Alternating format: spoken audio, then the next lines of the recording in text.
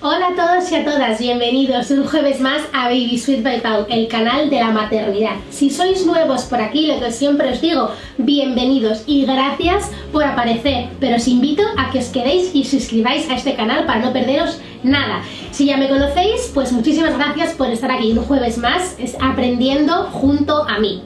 También podéis seguirme en mis distintas redes sociales, si no las conocéis os las recuerdo, @babysweetbypau es mi Instagram, mi blog es blog.babysweetbypau.com y también mi página de Facebook con el mismo nombre. Hoy quiero hablaros sobre la inducción de parto. Pero no os voy a hablar de los protocolos, no os voy a dar un repaso general paso por paso de cómo es una inducción de pe a pa, no. Y preguntaréis, ¿y por qué, Paula? Pues bien, porque como siempre os digo, en España somos muy buenos en muchas cosas, pero en el tema de unificar protocolos aún patinamos un poco. Entonces no sirve de nada que yo os diga, en este hospital o por norma general rompemos bolsa y ponemos oxitocina, porque a lo mejor tú que eres de Valencia me dices, no, en Valencia comienza la inducción con oxitocina sin romper la bolsa. Y a lo mejor tú que me eres de Tenerife, pues sí que piensas que primero hay que romperla para... Entonces, bueno, por eso mismo no quiero liaros con protocolos, no quiero liaros con pasos ni procesos, pero sí que os quiero hablar de qué es una inducción, cuándo debemos inducir, cuándo no debemos inducir, riesgos de la inducción y un largo etcétera. Así que empezamos.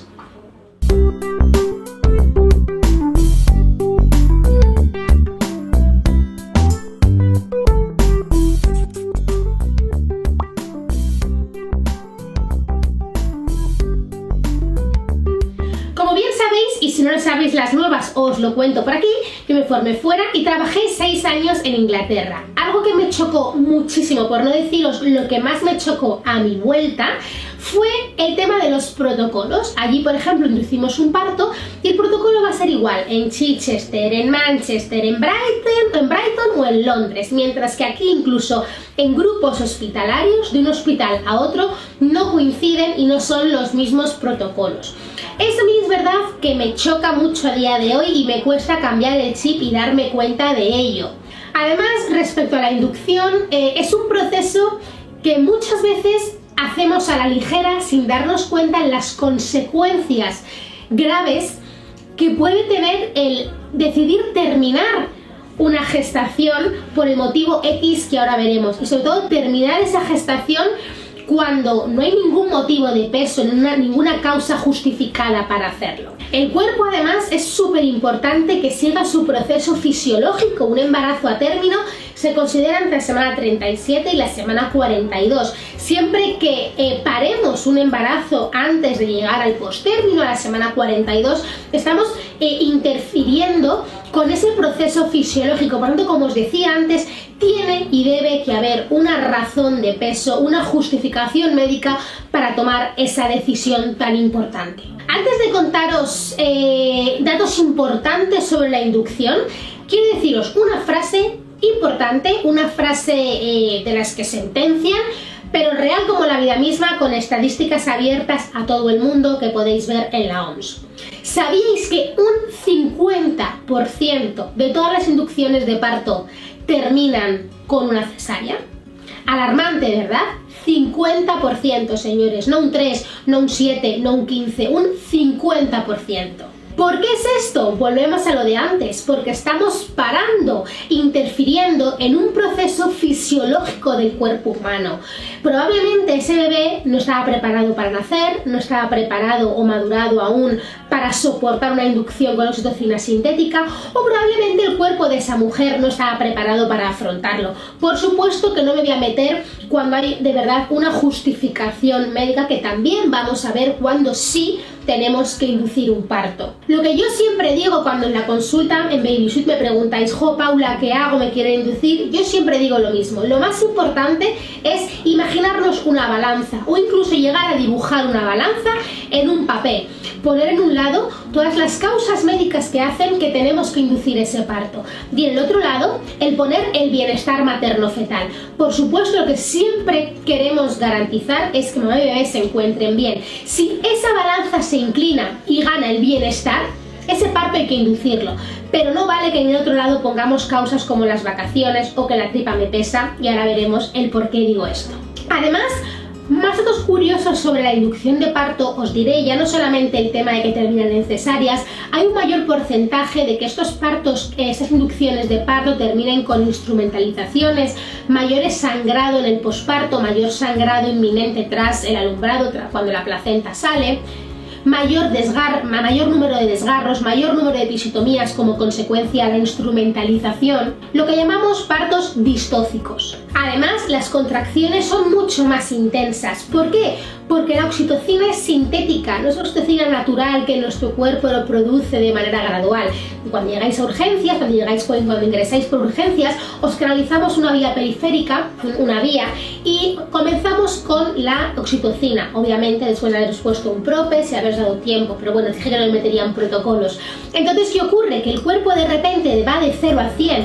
Empezamos con oxitocina, empezamos a subir la dosis, hasta que conseguimos las contracciones que queremos conseguir para que se movilice aquello, ¿no? Y el cuello del útero comience a cortarse, a dilatarse. Entonces, esas contracciones son mucho más dolorosas, son mucho más intensas. ¿Qué ocurre?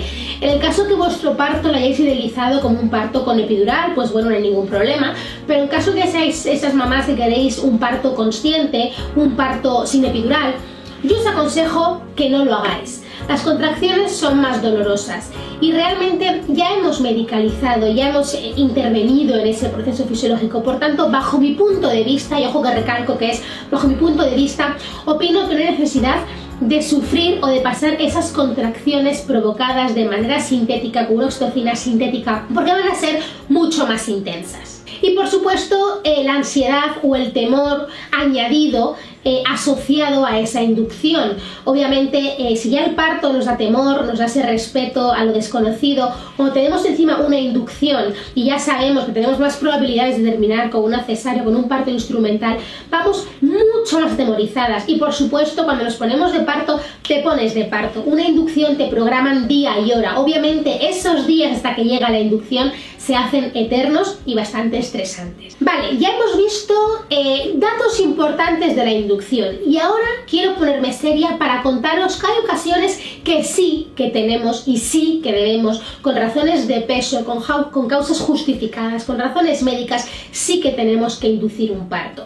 Y os voy a poner una serie de ejemplos. Probablemente me deje muchos porque si no os tendría aquí hasta mañana, pero voy a citaros los más importantes o los que más ocurren.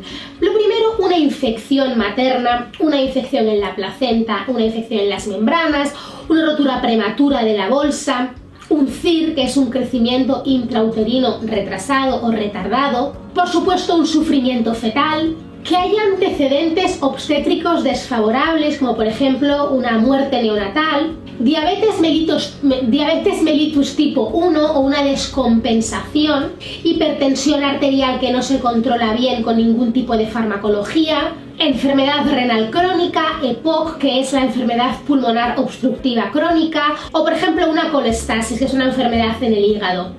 Además, una inducción de parto debería recomendarse a las mamás cuando el embarazo es postérmino, cuando llegamos a la semana 42. Hay estudios que demuestran que la placenta deja de funcionar o puede bajar su rendimiento llegada a la semana 42. No os olvidéis que la placenta es un órgano que nace para morir, que nace con fecha de caducidad. Por tanto, si lo alargamos, la placenta puede dejar de funcionar con consecuencias muy negativas. Hay mamás que aún así deciden no tener una inducción de parto por tener un bebé postérmino, y lo he visto. A esta mamá se le recomienda controles bastante frecuentes, cada 24-48 horas en el hospital, hacer una monitorización fetal externa, una monitorización no estresante para el bebé y una serie de controles con su matrona. Pero bueno, ahí no me voy a meter, que si no tendríamos otro tema para hablar. ¿Pero qué no es un motivo de inducción? Y aquí ya me pongo seria.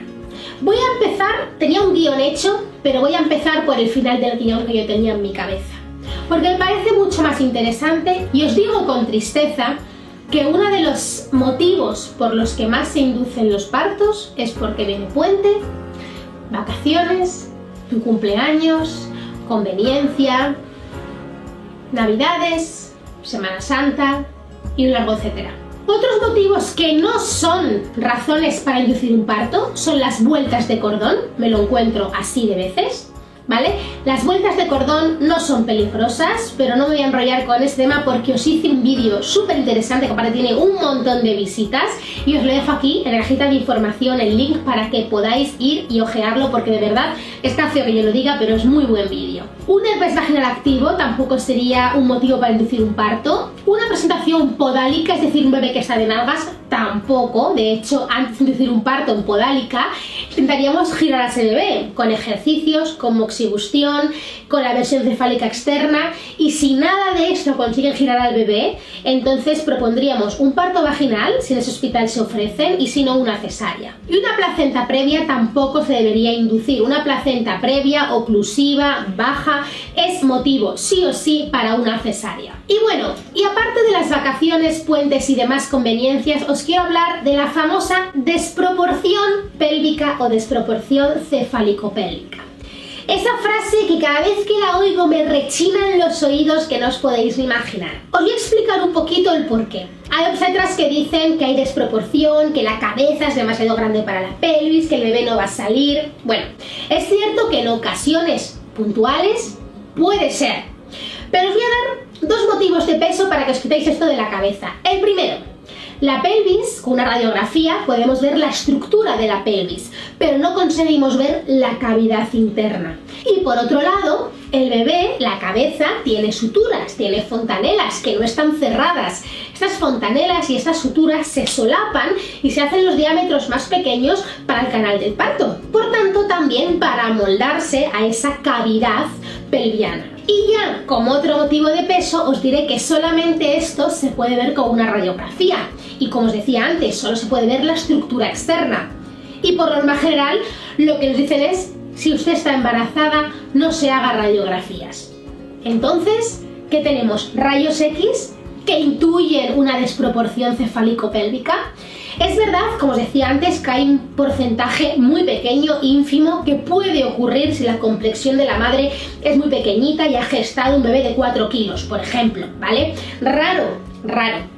Pero abusamos, y os lo digo ya poniéndome seria, que se abusa muchísimo de este motivo y esta razón injustificada por completo para hacer o bien inducciones o bien cesáreas. Y desde aquí os invito a cerrar el vídeo que me dejéis aquí por favor en comentarios vuestras dudas, vuestras sugerencias y que me contéis vuestra inducción en caso de que la tuvierais, y por favor que también me digáis cómo terminó vuestro parto. Me encanta leer historias felices y estoy aquí para ayudaros y para resolver las no tan felices. Mil gracias una vez más por estar al otro lado un jueves más y nos vemos el jueves que viene con un nuevo vídeo en el canal. ¡Mua!